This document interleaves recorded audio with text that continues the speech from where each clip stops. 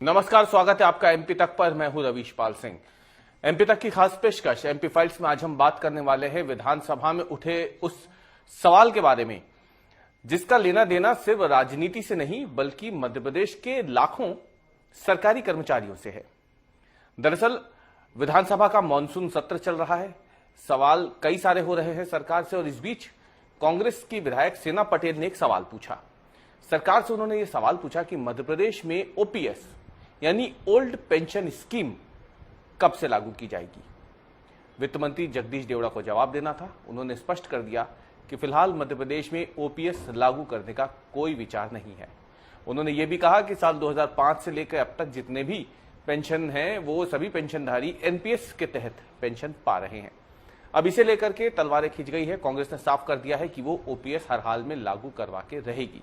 पीछे की क्या वजह है, क्या अंतर है एनपीएस और ओपीएस में, यानी न्यू पेंशन स्कीम और ओल्ड पेंशन स्कीम में, इसी पर बात करने के लिए और कांग्रेस का इसमें रुख क्या रहेगा, इस पर बात करने के लिए हमारे साथ इस वक्त कांग्रेस की तरफ से अभिनव बरोलिया मौजूद है, जो मजबूती से पार्टी का पक्ष रखते आए हैं। अभिनव जी, विधानसभा में तो आप नहीं थे, लेकिन आपके विधायक ने जब सवाल पूछा तो सरकार ने कहा कि फिलहाल ओपीएस लागू नहीं होगा, लेकिन जो विधायक है आपकी सेना पटेल, उन्होंने कहा कि कांग्रेस इसे लागू करवा के रहेगी।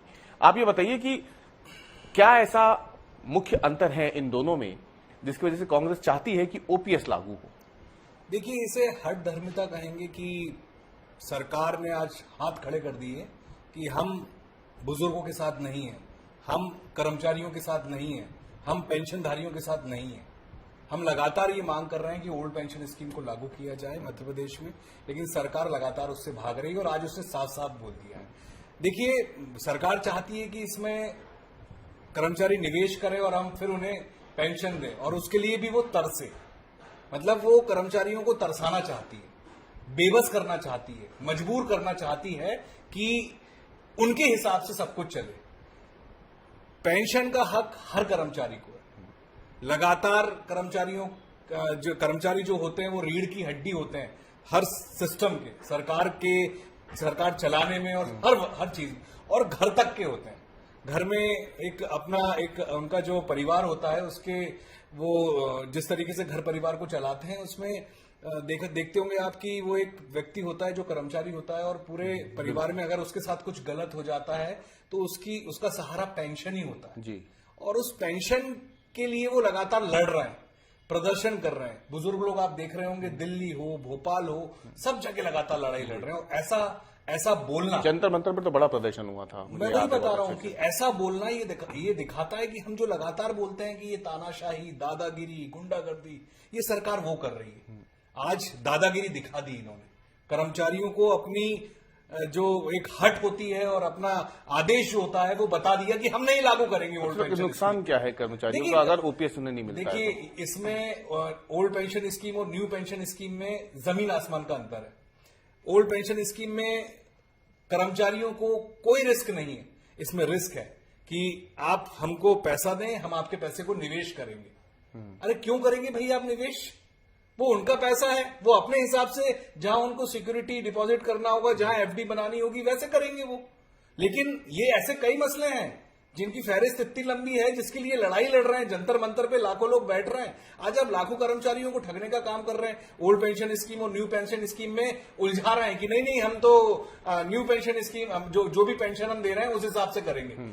आप धीरे धीरे पेंशन को ही खत्म करना चाहते हैं। आपकी नीयत और नीति यही दिखा रही है कि आप कर्मचारियों को पेंशन ही नहीं देना चाहते हैं। हम तो ओल्ड पेंशन स्कीम की मांग कर रहे हैं, लेकिन जो बात सामने दिख रही है हमें और जो समझ में आ रही है वो ये है कि आप कर्मचारियों को पेंशन ही नहीं देना चाहते। ये मामला भी दिख रहा है।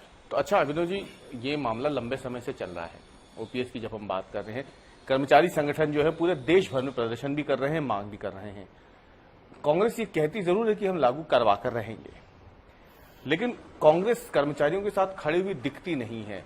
ये भी एक आरोप जो है कर्मचारी संगठनों की तरफ से बार बार लगाया जा रहा है कि कांग्रेस हमारी बात रख रही है, ये वो मान रहे हैं, स्वीकार कर रहे हैं। बोले लेकिन हालांकि सदन में बात रखी गई है, कांग्रेस की तरफ से ही रखी गई है सदन में, लेकिन प्रदर्शन की बात हो या फिर सड़क पे उतरने की बात हो, उनके साथ खड़े होने की बात हो, तो आपको लगता है कि उसकी भी जरूरत है, कांग्रेस को ये भी करना चाहिए? देखिए, ये तो भ्रम भाजपा फैलाती है और उनके लोग फैलाते होंगे क्योंकि वो कुछ कर नहीं पा रहे हैं।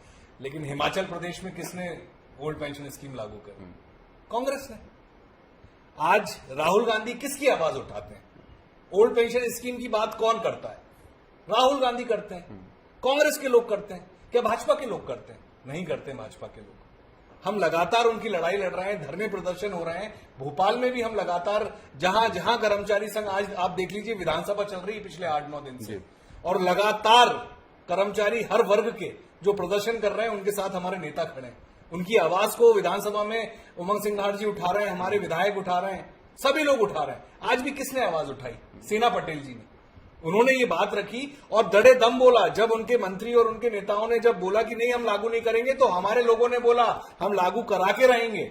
जिस तरीके से हमारे नेता राहुल गांधी जी बोलते हैं कि हम करके रहेंगे, हम डरते नहीं हैं। लेकिन आज भी हम कर्मचारी के साथ खड़े हैं, पहले भी हम कर्मचारियों के साथ खड़े थे और आगे भी हम कर्मचारियों के साथ खड़े रहेंगे। क्योंकि जिस तरीके से देश में एक अराजकता का माहौल और हर वर्ग को परेशान करने का माहौल दिख रहा है, उसमें कर्मचारी भी हैं। आज ओल्ड पेंशन स्कीम को ये समस्या समझते हैं, ये समस्या कहते हैं। मतलब इनको लगता है कि हम किसी को कुछ दें ही नहीं, मतलब इंसान भूखों मर जाए, घर में लोगों के राशन ना रहे, पैसा ना रहे, सब छीन लें हम इन्वेस्ट के नाम पर कि हम आपके साथ सहभागिता करेंगे, आप कर्मचारी हैं तो हमें पैसा दे दें, हम उसको कहीं पर लगा देंगे। अरे कर्मचारी खुद समझदार है, मेहनत करता है दिन रात, सुबह से रात तक आपके लिए।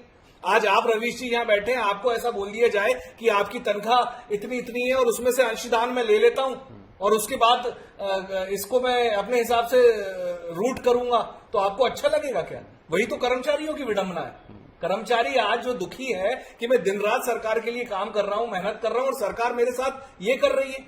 आने वाले अभी जो बैठे हुए हैं कर्मचारी, पेंशन जिनको मिल रही है वो भी सहमे हुए हैं, और जो रिटायर होने वाले हैं कर्मचारी, उनकी भी विडंबना है कि उनके साथ क्या करेगी सरकार।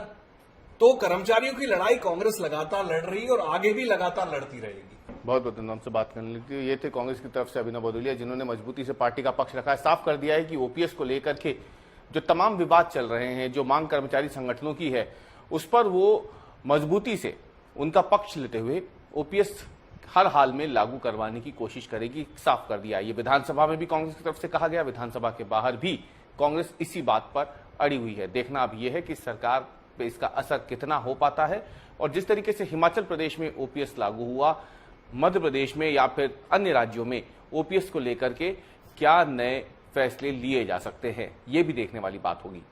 हमारे आज के एमपी फाइल्स के इस विश्लेषण में इतना ही। कल हम फिर हाजिर होंगे एक नए मुद्दे के साथ। तब तक के लिए धन्यवाद।